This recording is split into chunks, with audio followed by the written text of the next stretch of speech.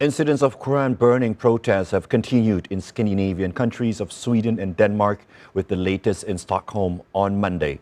To get further information on the incidents and how the Swedish government's response on the issue, we are now connected with SVT correspondent Niklas Sjorgen.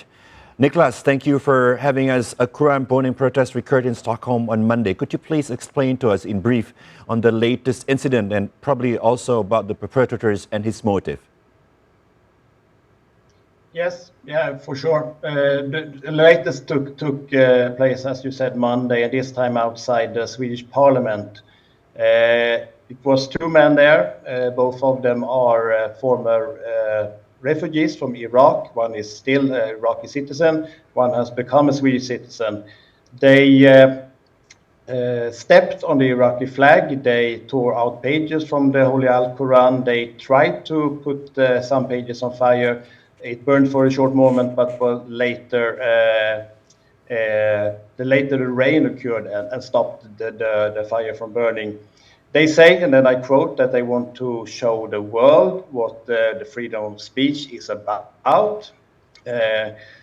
99.99% of the Swedish population think that this is, of course, very wrong. They believe it is a great insult, not only towards Muslims, but also towards religious believers of all religions all around the world. And everybody, of course, almost everybody in Sweden want to put an end to this. These two people has been holding these gatherings the last 3 times that they occurred in Sweden. They say that they may have applied for other meetings. Some media reports say that they have applied, but then taken back this application. So quite unclear what will happen next when it comes to this.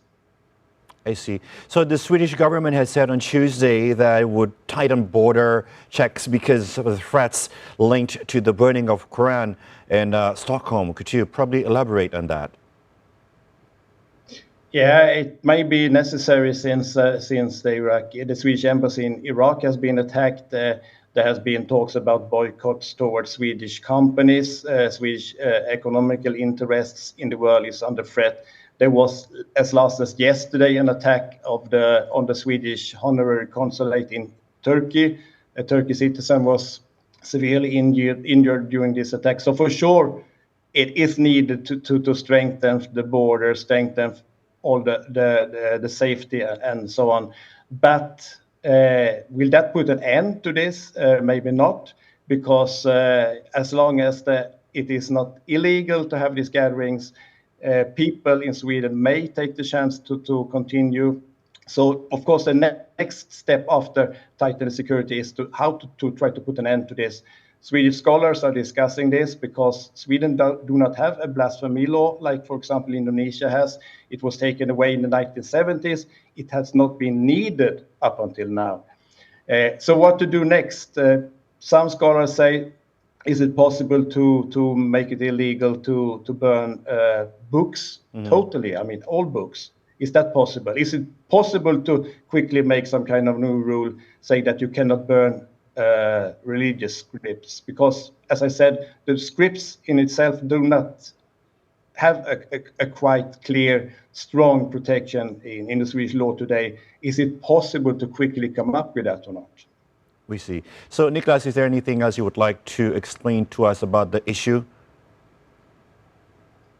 Well, I can say that, for example, the believers of a certain religion, the Christians, the Hindus, the Jews, the Muslims, they are strongly protected by the Swedish law, but the script in itself, the Bible, the Al-Quran, is not covered by this law. So that is the big difference between Sweden and Indonesia. And as up until now, this law, the blasphemy law, has not been needed in Sweden. It takes a long time to change laws in Sweden. Mm-hmm. So I guess that the government's quick response to this is to strengthen the safety and the borders and so on, as you said yourself. Niklas, thank you so much for your time. Thank you for talking to us. Niklas Sjorgen, SVT correspondent.